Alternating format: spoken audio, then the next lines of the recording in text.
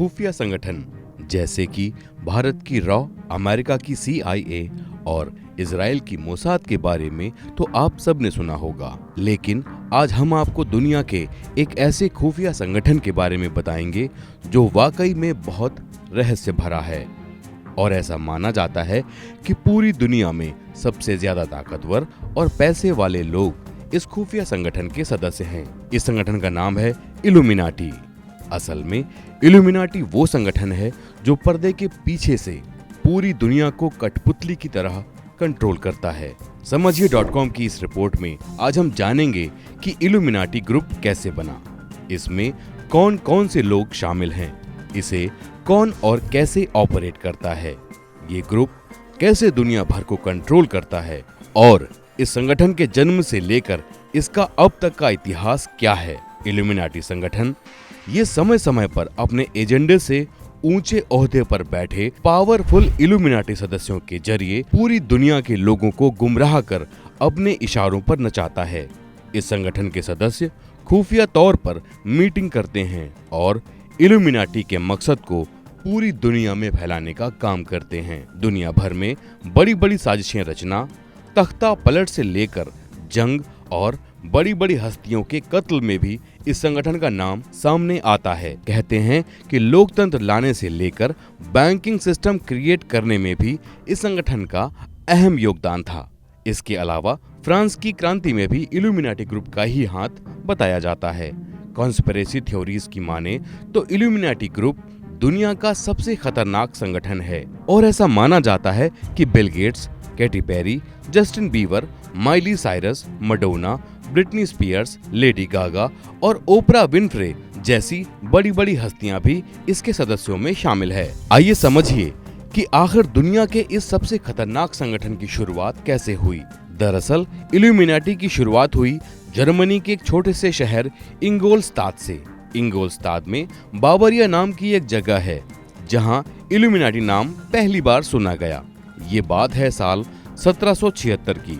इंगोलस्ताद की यूनिवर्सिटी के एक प्रोफेसर एडम वाइसहार्ट ने यूनिवर्सिटी में पढ़ाने के दौरान इल्यूमिनाटी का गठन किया और इसका नाम रखा ऑर्डर ऑफ इल्यूमिनाटी। इल्यूमिनाटी एक लैटिन भाषा का शब्द है जिसका हिंदी में मतलब होता है ऐसे लोग जो दूसरों से ज्यादा ज्ञानी होने का दावा करते हैं। एडम वाइसहार्ट ने यूनिवर्सिटी के 5 छात्रों को अपने साथ मिलाकर इसकी शुरुआत की। इन सब ने मिलकर एक शपथ ली कि किसी से भी वो इस संगठन के बारे में चर्चा नहीं करेंगे और इस संगठन को रहस्य रखते हुए आगे बढ़ाएंगे। एडम ने धार्मिक नियमों के बिना जीने वाले ऐसे लोगों के लिए कुछ नियम भी बनाए थे। इनमें से एक नियम ये था कि ग्रुप से जुड़े लोग भगवान के खिलाफ होकर शैतान लूसीफर की पूजा करेंगे।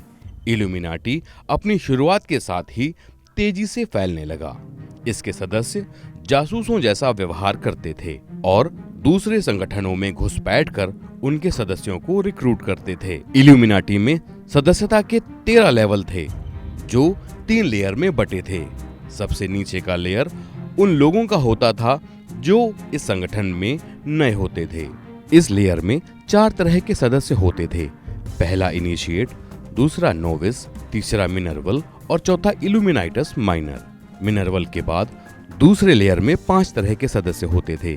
पहला अप्रेंटिस, दूसरा फेलो, तीसरा मास्टर, चौथा इल्यूमिनाटस मेजर और 5वां इल्यूमिनाटस डिरीजेंस। इन लोगों का काम नए सदस्यों को रिक्रूट करना और समूह के तौर तरीकों से वाकिफ कराना होता था। तीसरे और सबसे ऊपरी लेयर में समूह के सबसे ताकतवर लोग शामिल होते थे। ये वो लोग थे जो समूह के क्रियाकलाप निर्देशित करते थे और इनमें 4 तरह के सदस्य शामिल होते थे। पहला प्रीस्ट, दूसरा प्रिंस, तीसरा मैगस और चौथा किंग। इस ग्रुप का कोई ऑफिशियल लोगो तो नहीं है, लेकिन ग्रुप के लोग एक आंख को अपना चिन्ह मानते हैं। इस आंख को एक त्रिकोण में रखकर ग्रुप का लोगो बनाया गया है। एक पिरामिड जिसके ऊपर एक आंख बनी होती है। ये पिरामिड इल्यूमिनाटी के स्ट्रक्चर को भी दिखाता है। अमेरिकी डॉलर पर भी आपको इल्यूमिनाटी का सिंबल देखने को मिलता है। साल 1780 में जर्मन सरकार ने समाज के लिए खतरा बताते हुए इस ग्रुप को बैन कर दिया। 18 नवंबर 1830 को एडम वाशफ्ट की मौत के बाद भी दुनिया भर में फैल चुके इल्यूमिनाटी ग्रुप के मेंबर्स लगातार काम करते रहे और इन्होंने समय समय पर कई बड़ी बड़ी हत्याओं और साजिशों को अंजाम दिया। ऐसा कहा जाता है कि अमेरिकी राष्ट्रपति जॉन एफ कैनेडी की हत्या भी इस ग्रुप के लोगों ने करवाई थी। असल में 22 नवंबर 1963 में हुई जॉन एफ कैनेडी की हत्या आज भी एक रहस्य है। बताया जाता है कि कैनेडी की हत्या से ठीक पहले एक संदिग्ध महिला के हाथ में कैमरा की तरह दिखने वाली एक पिस्तौल थी। ये लेडी कौन थी, कहां से आई, ये आज भी एक राज है। बाद में इस महिला को द बबुश्का लेडी के नाम से पहचान मिली। समय समय पर यह ग्रुप इतने रहस्यमय तरीके से काम करता रहा है कि कभी भी किसी को इसके खिलाफ कोई सबूत नहीं मिल पाया है।